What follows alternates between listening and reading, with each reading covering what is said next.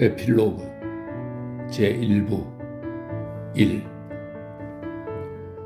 1812년 이후 7년이 지났다. 유럽의 역사라는 격동의 바다는 해안가에서 잠잠해졌다. 그것은 조용해진 것처럼 보였지만 인류를 움직이는 신비한 그 힘은 계속해서 활동하고 있었다. 역사라는 바다의 표면은 움직이지 않는 듯 보였으나 인류는 시간이 움직이는 것처럼 끊임없이 움직이고 있었다. 인간들의 결합인 다양한 집단이 만들어지고 해체되었다. 국가 형성과 붕괴의 동기들, 민족 이동의 원인들이 준비되고 있었다. 역사라는 바다는 예전과 달리 한 해안에서 다른 해안으로 경유하며 움직이지 않았다. 그것은 심해에서 들끓고 있었다. 역사 속 인물들은 예전처럼 한 해안에서 다른 해안으로 파도에 실려 옮겨가지 않았다. 이제 그들은 한 장소에서 빙글빙글 도는 것 같았다. 예전에는 군수뇌로서 전쟁과 원정, 전투를 지시함으로써 대중의 움직임을 반영하던 역사 속 인물들이 이제는 정치적이고 외교적인 견해, 법률, 조약으로 격렬하게 들끓는 움직임을 반영하고 있었다. 역사 속 인물들의 이런 활동을 역사가들은 반동이라 부른다. 역사가들은 역사 속 인물들의 활동을 자신들이 이른바 반동이라고 부르는 것의 원인으로 기술하면서 그들을 엄격히 비판한다. 알렉산드르와 나폴레옹부터 마담 스탈, 포티우스, 셸링, 피테, 샤토브리앙 등에 이르기까지 당시 모든 유명한 인물들은 역사가들의 엄격한 판정 앞에서 진보에 협력했는가 또는 반동에 협력했는가에 따라 무죄나 유죄를 선고받는다. 역사가들이 기술한 바에 따르면 러시아에서도 이 시기에 반동이 일어났는데 그 죽음은 알렉산드르 1세, 즉 역사가들의 기술에 의하면 자유주의적으로 통치를 시작하고 러시아를 구원한 그 알렉산드르 1세였다. 오늘날의 러시아 문헌에서 김나지움의 학생부터 박식한 역사가에 이르기까지 그 치세 때 알렉산드르 1세의 잘못된 행동에 나름대로 돌을 던지지 않는 사람은 없다. 그는 이러저러하게 행동해야만 했다. 이 경우에는 잘 행동했지만 저 경우에는 잘 못했다. 치세 초기와 1812년에는 훌륭하게 처신했다. 그러나 폴란드의 헌법을 만들어 하사하고 신성동맹을 체결하고 아락체예백에 권력을 주고 골리친과 신비주의를 장려하고 이후 시스코프와 포티우스를 격려한 것은 옳지 않았다. 그가 군대의 전방부대에 전념한 것은 잘못했다. 세면옵스키 연대를 해산한 것은 옳지 않았다 등등. 역사가들이 인류의 행복에 대한 자신들의 지식을 토대로 알렉산드르 1세에게 가한 모든 비난을 열거하기 위해서는 아마 종이 10쪽을 가득 채워야 할 것이다. 이 비난들은 무엇을 의미하는가?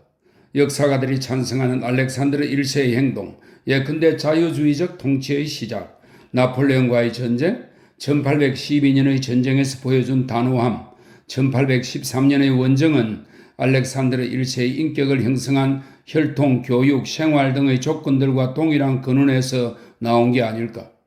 역사가들이 비난한 알렉산드르 1세의 행동들, 예를 들면 신성동맹, 폴란드 왕국의 부활, 1820년대의 반동도 그 근원에서 나온 게 아닐까. 도대체 이 비난들의 본질은 무엇인가? 알렉산드르 1세처럼 인간이 오를 수 있는 권력의 최정상에 서 있던 모든 역사적 광선이 집중되어 눈을 멀게 할 정도의 빛의 초점에 있는 듯한 그런 역사적 인물. 권력과 뗄 수 없는 업무와 기망과 아첨과 자기 망상의 영향을 세상에서 가장 강하게 받은 인물. 살아가는 동안 매 순간 유럽에서 일어나는 모든 일에 책임을 느낀 인물. 가상의 인물이 아니라 모든 인간과 마찬가지로 개인적 습관들과 욕망들, 선과 아름다움과 진리에 대한 갈망을 지닌 살아있는 인물. 이런 인물이 50년 전에는 고상한 덕을 갖지 못했다는 것이 아니라 젊은 시절부터 학문에 종사한 교수, 즉 자신이 한 강의와 자신이 읽은 책을 공책 한 권에 베끼는 오늘날의 교수가 지닌 것과 같은 인류의 행복에 대한 시각을 가지지 않았다는 점이다. 그러나 만약 50년 전 알렉산드르 1세가 민중들의 행복에 대해 잘못된 시각을 가졌다고 가정하더라도 알렉산드르 1세를 비판한 역사가들이 인류의 행복에 대해 가진 시각 역시 어느 정도 시간이 흐른 뒤에는 잘못된 것으로 판명될 수도 있음을 부득이 가정하지 않을 수 없다. 역사의 발전을 추적하다 보면 해마다 새로운 저자들이 나타날 때마다 인류의 행복에 대한 시각이 변하는 것을 알 수 있다는 점에서 이러한 가정은 매우 자연스럽고 불가피하다. 즉 선으로 여겼던 것이 10년 뒤에는 악으로 보인다. 정반대의 경우도 있다. 더욱이 우리는 역사 속에서 무엇이 악이고 무엇이 선인가에 대한 정반대의 시각들을 동시에 발견하기도 한다. 예를 들면 어떤 이들은 폴란드에 부여한 헌법과 신성동맹의 체결을 알렉산드르 1세의 공적으로 평가하고 어떤 이들은 그것을 비난한다. 알렉산드르 1세와 나폴레옹의 활동에 대해서는 유익했는지 유해했는지 말할 수 없는데 왜냐하면 우리가 그것이 무엇에 유익하고 무엇에 유해한지 말할 수 없었으다. 만약 그 활동이 누군가의 마음에 들지 않는다면 그것은 선이란 무엇인가에 대한 거의 제한적인 이해와 일치하지 않아서일 것이다. 1812년에 모스크바에 있던 내 아버지 저택이 보존된 것, 러시아 군대의 영광과 페테르부르크 대학 및 그 외 여러 대학의 번영, 폴란드의 자유, 러시아의 위력, 유럽 세력의 균형, 유럽에서 진보로 알려진 어떤 종류의 계몽은 나에게 선으로 보일 수 있지만 동시에 나는 모든 역사적 인물들의 활동은 이런 목적들 말고도 내가 이해할 수 없는 보다 보편적인 또 다른 목적을 갖고 있음을 이해해야 한다. 그러나 이른바 학문이 모든 모순을 화해시킬 가능성을 가지며 역사 속 인물과 사건의 선악을 판단하는 불변의 척도를 갖는다고 가정해보자. 알렉산드르 1세가 모든 것을 다르게 할 수 있었다고 가정해보자. 그가 자신을 비난하는 사람들, 인류가 움직이는 궁극적인 목적을 안다고 공언하는 사람들의 지시에 따라 또한 오늘날의 비판자들이 그에게 부여할 수 있는 민족성, 자유, 평등, 진보의 강령에 따라 일을 처리할 수 있었다고 가정하자. 이러한 강령들이 가능했고 작성되어 알렉산드르 1세가 그에 따라 행동했다고 가정해보자. 그렇다면 당시 정부의 노선에 반대했던 이들의 활동, 역사가들의 견해에 따르면 선하고 유익한 그 활동은 과연 어떻게 되었을까? 그런 활동은 없었을 것이다. 삶도 없었을 것이다. 아무것도 없었을 것이다. 인간의 삶이 이성에 의해 지배될 수 있다면 삶의 가능성은 사라질 것이다. 2. 만약 역사가들이 그러듯 위대한 러시아나 프랑스의 위대함, 혹은 유럽의 균형이나 혁명 이념의 전파, 혹은 공통의 진보, 혹은 그 밖의 무엇이든 간에 어떤 목적을 달성하기 위해 인류를 이끄는 것이 위대한 인물들이라고 가정할 경우 우연이니 천재니 하는 개념 없이는 역사의 현상을 설명하는 일이 불가능하다. 만약 금세기 초 유럽에서 일어난 몇몇 전쟁들의 목적이 러시아의 위대함이었다면 그 목적은 이전의 모든 전쟁과 침략 없이도 달성될 수 있었을 것이다. 또 만약 그것이 프랑스의 위대함이었다면 그 목적은 혁명과 재정이 없어도 달성될 수 있었을 것이다. 만약 목적이 이념의 전파였다면 병사들보다 도서 출판이 그 목적을 훨씬 더 잘 수행했을 것이다. 만약 목적이 문명의 진보였다면 인간과 그들의 부를 파괴하는 것 말고도 문명의 전파를 위한 더 한목적적인 다른 방법이 있었음을 아주 쉽게 가정할 수 있다. 그것은 왜 다른 방법이 아닌 그런 방법으로 일어났을까? 그것이 그런 방법으로 일어났기 때문이다. 우연히 상황을 만들었다. 천재는 그것을 이용했다고 역사가들은 말한다. 그러나 우연이란 무엇인가? 천재란 무엇인가? 우연과 천재라는 단어는 실제로 존재하는 어떤 것을 의미하지 않으므로 정의를 내릴 수 없다. 그 단어들은 단지 현상을 이해하는 어떤 수준을 의미할 뿐이다. 나는 어떤 현상이 왜 일어나는지 모른다. 나는 내가 알 수 없다고 생각한다. 그래서 알기를 원치도 않고 우연이라 말한다. 나는 보편적인 인간의 속성과 일치하지 않는 행위를 일으키는 힘을 본다. 나는 그것이 왜 일어나는지 모르고 그것을 천재라 말한다. 매일 밤 양치기가 이끄는 대로 여물이 있는 특별한 우리에 몰려들어가 다른 양들보다 2배 살이 찐 양은 분명 양떼들의 눈에 천재로 보일 것이다. 그리고 매일 밤 이 양이 공동의 우리가 아닌 귀리가 있는 특별한 우리에 들어가고 살이 많이 찐 이 양이 도살되어 고기가 되는 상황은 분명 일련의 특별한 우연성과 천재성의 놀라운 결합으로 보일 것이다. 그러나 만약 양들이 자기들에게 일어나는 모든 것이 오직 양들의 목적만을 달성하기 위해 일어난다고 생각하는 것을 그만두면 자기들에게 일어나는 사건에 자신들이 이해할 수 없는 목적이 있을 수도 있음을 인정하면 양들은 곧 잘 먹여 살찌운 양에게 벌어지는 일에서 통일성과 일관성을 보게 될 것이다. 설령 어떤 목적으로 그 양이 사육되었는지 양들이 모른다 해도 최소한 그 양에게 일어난 일은 우연히 일어난 게 아님을 알게 될 것이고, 따라서 우연이니 천재니 하는 개념은 그들에게 더 이상 필요하지 않을 것이다.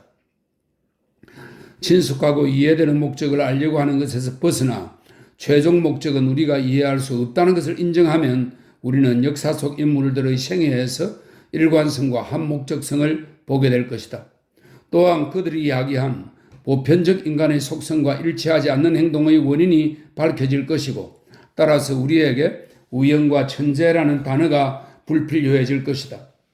유럽의 민중들이 일으킨 소요의 목적을 우리가 알 수 없다는 것, 다만 처음에는 프랑스, 그 다음에는 이탈리아, 아프리카, 프로이센, 오스트리아, 스페인, 러시아에서 벌어진 살인이라는 사실만을 우리가 알고 있다는 것. 서에서 동으로의 이동과 동에서 서로의 이동이 이 사건들의 본질과 목적이라는 것을 인정하면 우리는 나폴레옹과 알렉산드르 1세의 성격에서 특수성과 천재성을 볼 필요가 없을 뿐더러 그들이 나머지 전체 인간들과 똑같은 인간이라고 생각할 수밖에 없을 것이다. 그리고 이 사람들을 그런 인물들로 만들어버린 사소한 사건들의 우연성을 해명할 필요도 없을 뿐 아니라 모든 사소한 사건들이 필연적이었다는 점도 명백해질 것이다. 최종 목적을 알려는 생각을 버리면 우리는 어떤 식물에 대해서든 그것이 만들어내는 색깔과 씨앗보다 그것에 더 잘 어울리는 다른 색깔과 씨앗을 생각할 수 없듯이 그 모든 과거와 함께 수행해야 할 사명의 아주 사소하고 세세한 부분까지 일치하는 서로 다른 두 인간을 생각해낸다는 게 불가능함을 명료히 깨닫게 될 것이다. 3. 금세기 초 유럽에서 일어난 여러 사건들의 본질적인 의의는 그것이 유럽 대중의 서에서 동으로, 그 후 동에서 서로의 군사행동이었다는 점이다. 이 운동의 발단은 서에서 동으로의 운동이었다. 서쪽의 여러 국민들이 모스크바까지의 군사행동을 완수할 수 있기 위해서는 다음과 같은 것들이 꼭 필요했다. 1. 동쪽 전투 집단과 충돌할 때 그것을 견딜 수 있는 규모의 전투 집단을 조직하는 것. 2. 기존의 모든 전통과 습관을 버리는 것. 3. 군사행동을 할 때 그 운동에 수반될 기만과 약탈과 살인을 자신을 위해서 그리고 그들을 위해서 정당화할 수 있는 사람으로 수장을 삼는 것. 그리고 프랑스 혁명을 시작으로 그다지 크지 않은 낡은 집단이 붕괴한다. 옛 관습과 전통이 붕괴한다. 그에 따라 새로운 규모의 집단, 새로운 관습과 전통이 하나하나씩 서서히 생겨나고 장래 운동의 선두에 서서 향후 일어날 일에 대해 모두 책임질 사람이 준비되어 간다. 신념도 습관도 전통도 이름도 없고 심지어 프랑스인도 아닌 한 인간이 굉장히 기묘하게 보이는 우연으로 프랑스를 뒤흔드는 모든 당파들 사이를 움직이며 어느 편에도 붙지 않고 눈에 띄는 지위에 오른다. 동료들의 무지, 적들의 연약함과 지리멸렬함, 진정성을 띈 거짓들, 자신만만한 그의 편협함이 그를 군대의 수장으로 영전시킨다. 이탈리아 군대의 훌륭한 병사들, 싸우기를 꺼리는 적들, 어린아이 같은 뻔뻔함과 자기 확신이 그에게 군인으로서 영광을 가져다 준다.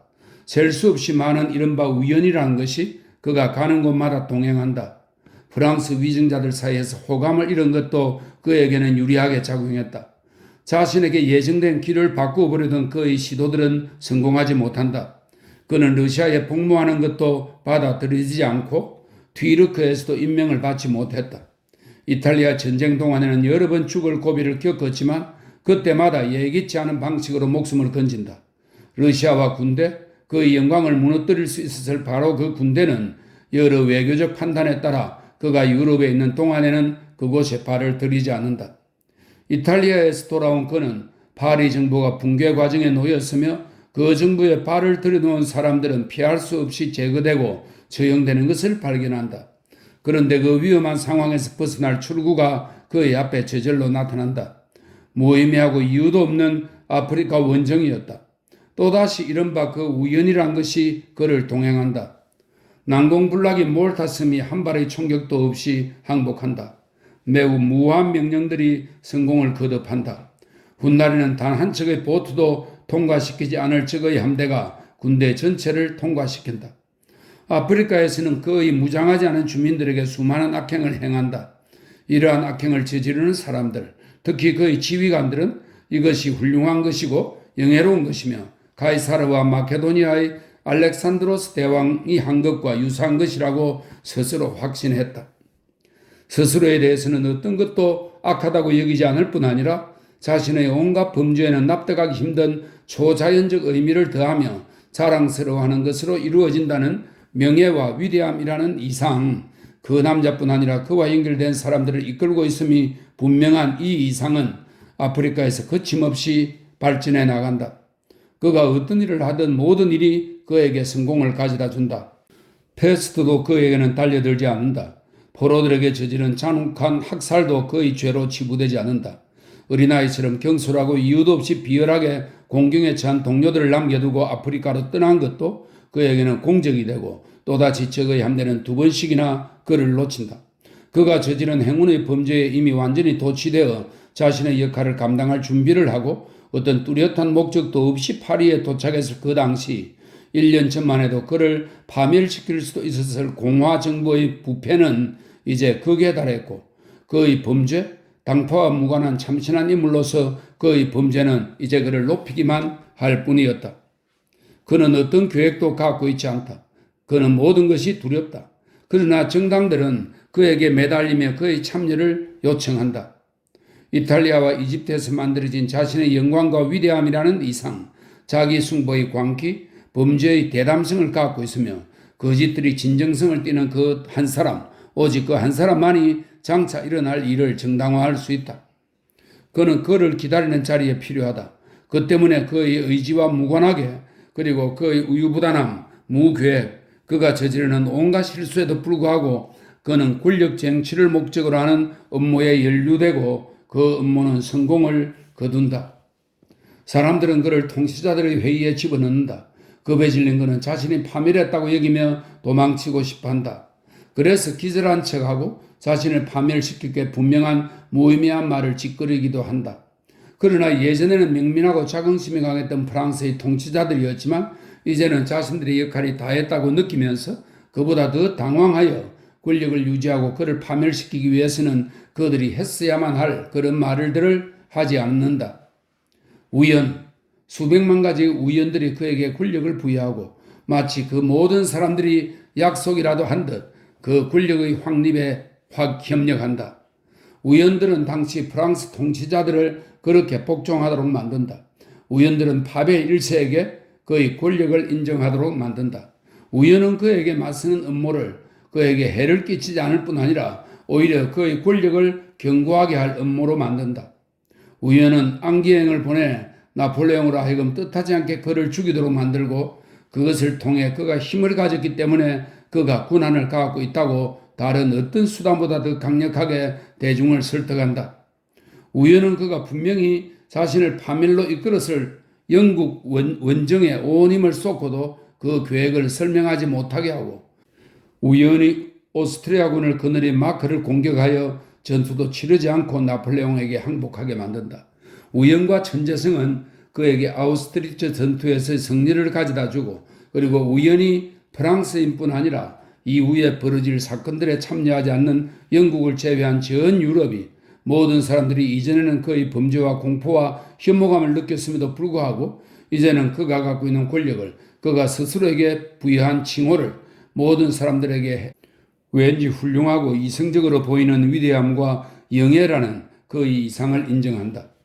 마치 앞에 놓여있는 운동을 가늠하고 대비하기라도 하듯 서쪽의 힘은 1805년, 1806년, 1807년, 1809년 몇 차례에 걸쳐 점차 더 강해지고 커지면서 동쪽으로 돌진한다.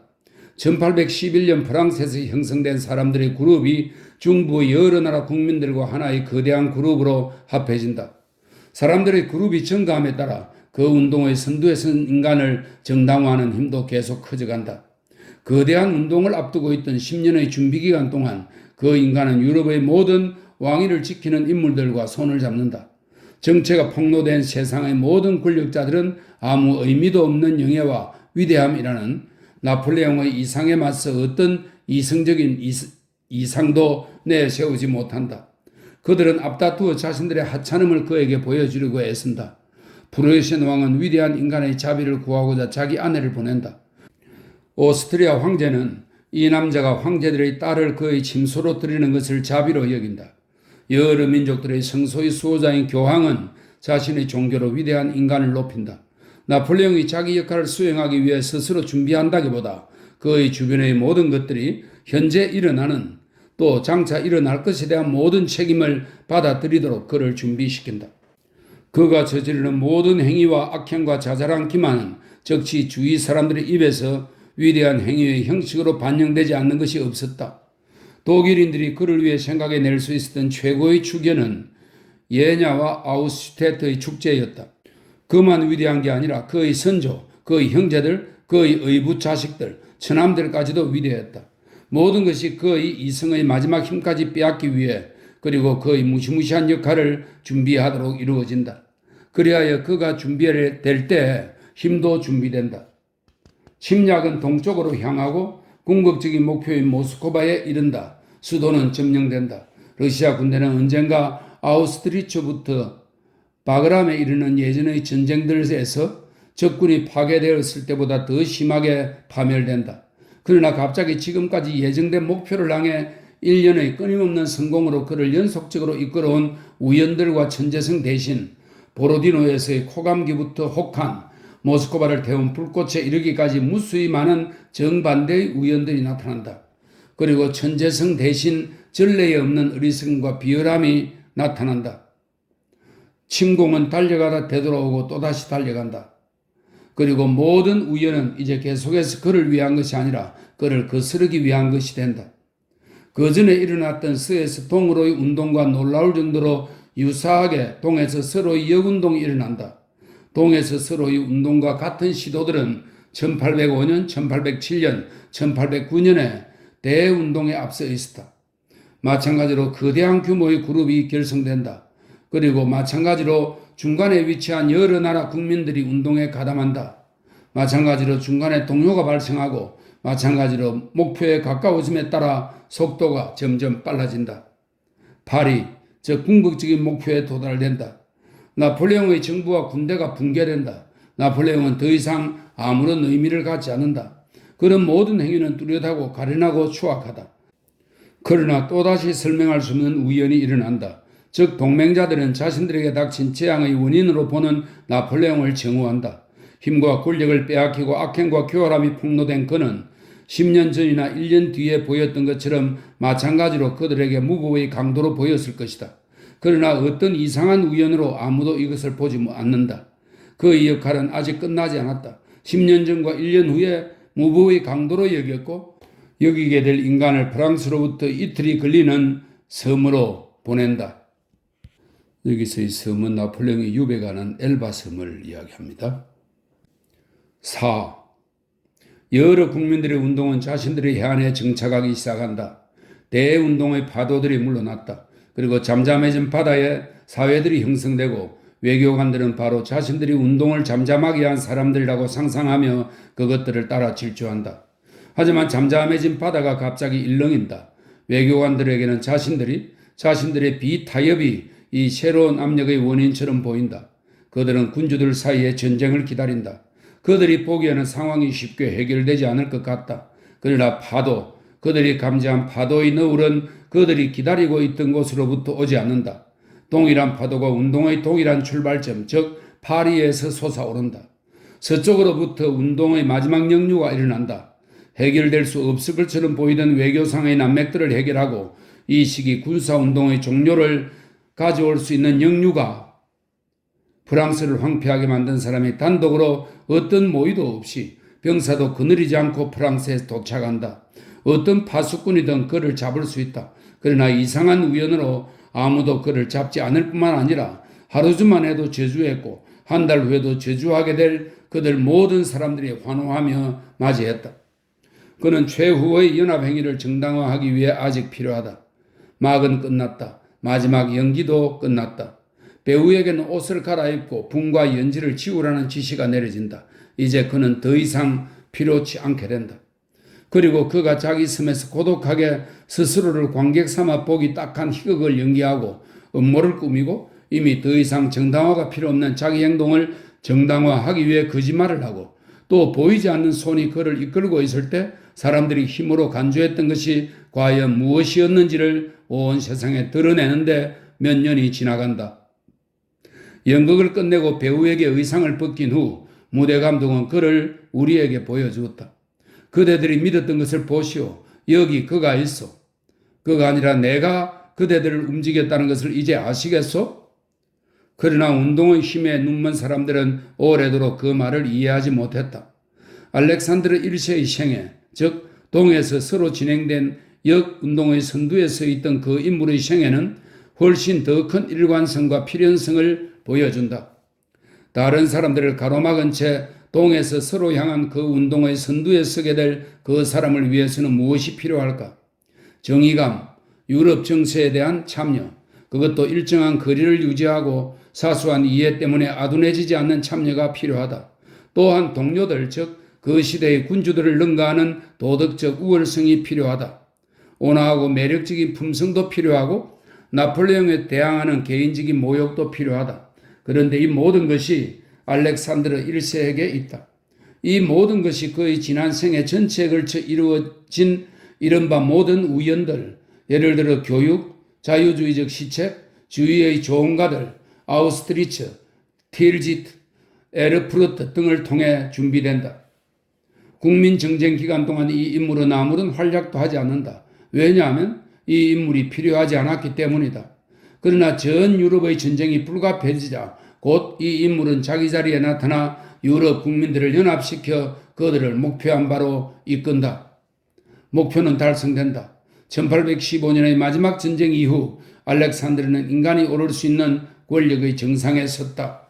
과연 그는 권력을 어떻게 사용하는가?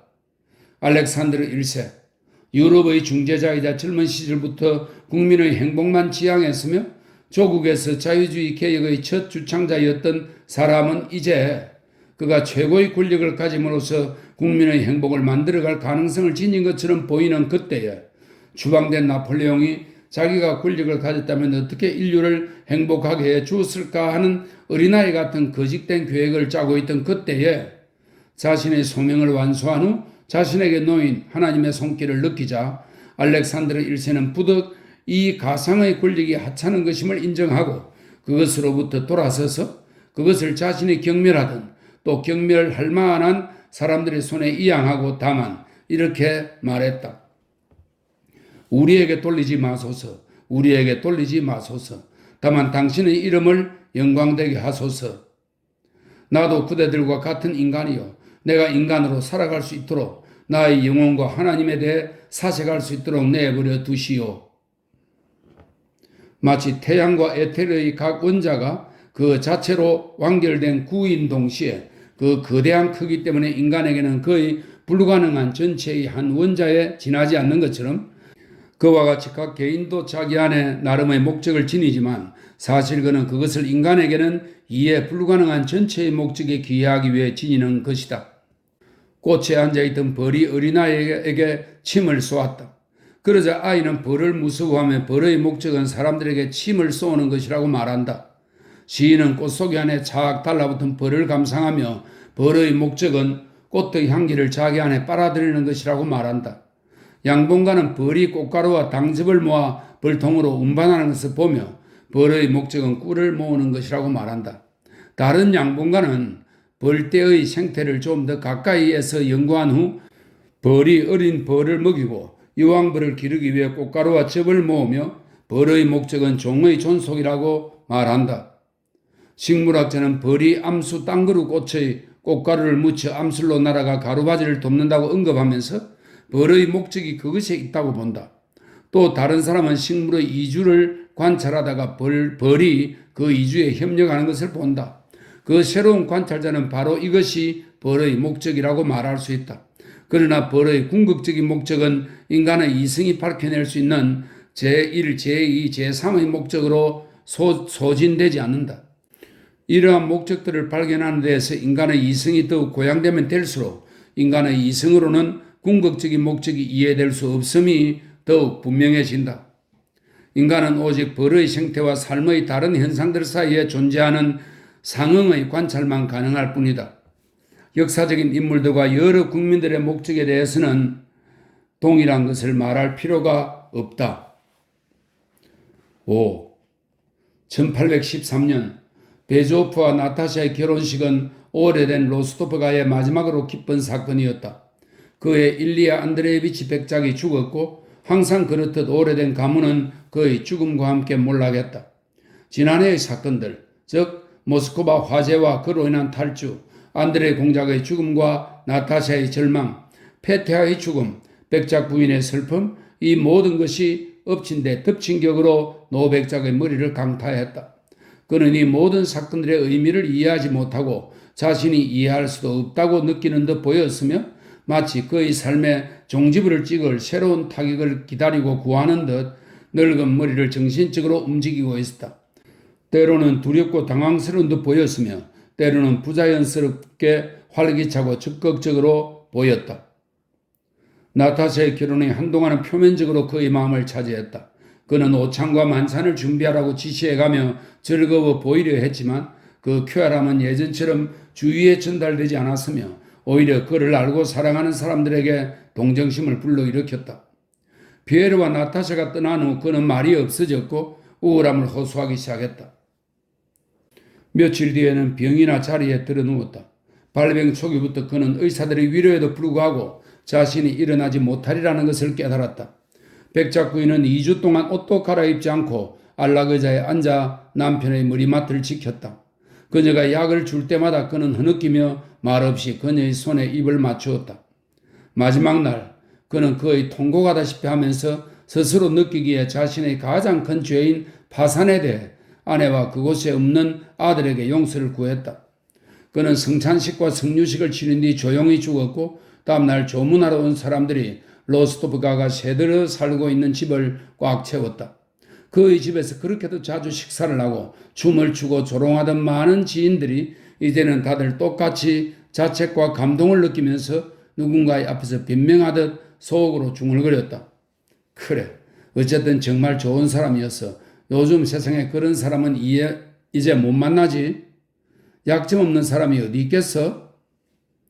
백작의 재정 상태가 너무 엉망이어서 만약 그런 상태가 1년만 더 지속되면 그 모든 게 어떤 식으로 끝날지 상상도 할 수 없는 바로 그 순간 그는 갑자기 죽었다.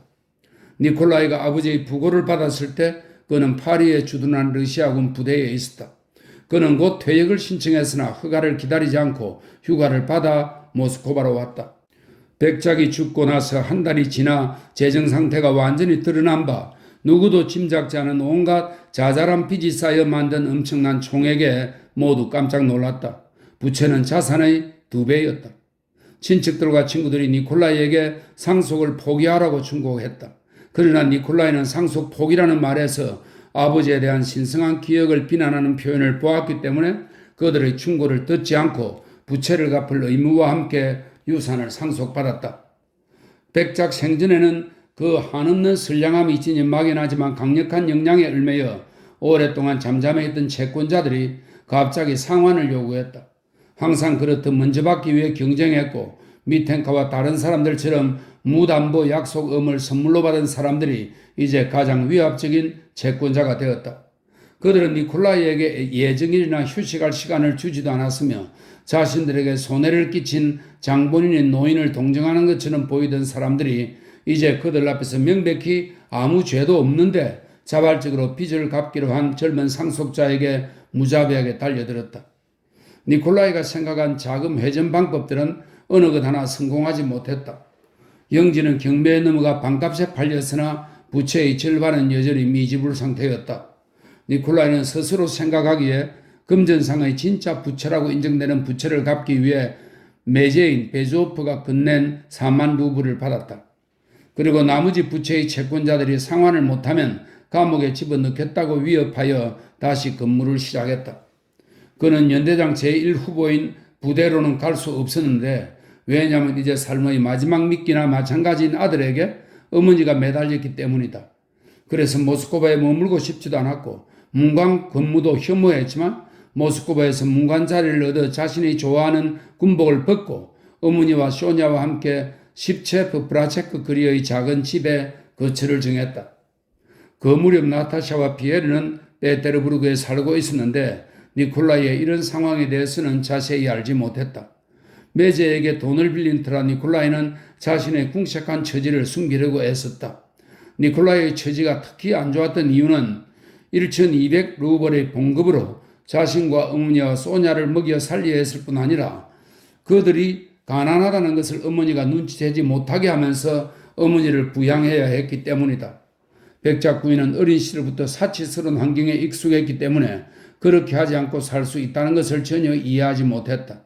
그래서 아들에게는 얼마나 짐이 될지 깨닫지 못하고 지인을 집으로 데려오기 위해 집에 없는 마차를 요구하고 자신을 위한 값비싼 요리와 아들을 위한 와인을 요구하고 나타샤와 소냐, 심지어 니콜라이에게까지 깜짝 선물을 하기 위해 돈을 요구했다.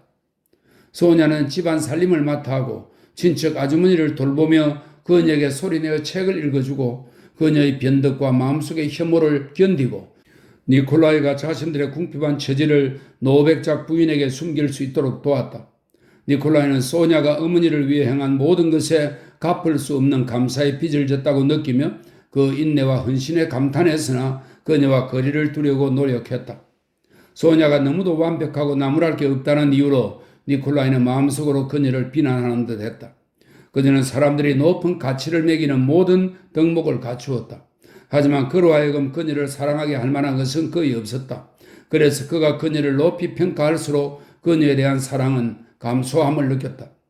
그는 그녀가 편지에서 자유를 주겠다고 한 말을 포착하여 두 사람 사이에 있었던 모든 일을 아주 오래전에 이미 잊었으며 그 일은 결코 되풀이될 수 없다는 듯 행동했다. 니콜라이의 상황은 점점 더 나빠졌다. 봉급 일부를 저축하겠다는 생각은 헛된 꿈으로 드러났다. 저축은커녕 어머니의 요구를 들어주느라 조금씩 빚까지 졌다. 이러한 처지에서 벗어날 방법을 도무지 생각해낼 수 없었다. 친척 아주머니들이 권하는 부유한 상속녀와의 결혼을 그는 반대했다. 자기 처지에서 벗어날 또 다른 출구인 어머니의 죽음에 대해서는 한 번도 머리에 떠올려 본 적이 없었다. 그는 아무것도 바라지 않고 아무것도 기대하지 않으며 자신의 처지를 불평하지 않고 인내하는 데에서 마음속 깊이 엄울하고 엄숙한 쾌감을 느꼈다. 자신을 동정하고 모욕적인 도움을 제안하는 옛 지인들을 피하려 했었고 그 어떤 기분 전환이나 여행도 피했으며 심지어 집에서도 어머니와 카드 놀이를 하는 것 말고는 아무것도 하지 않고 다만 말없이 방안을 서성이거나 연달아 파이프 담배를 피울 뿐이었다. 자신의 처지를 견딜 수 있게 해준다고 느끼는 유일한 기분인 우울함을 자기 안에 담아두려고 노력하는 것처럼 보였다.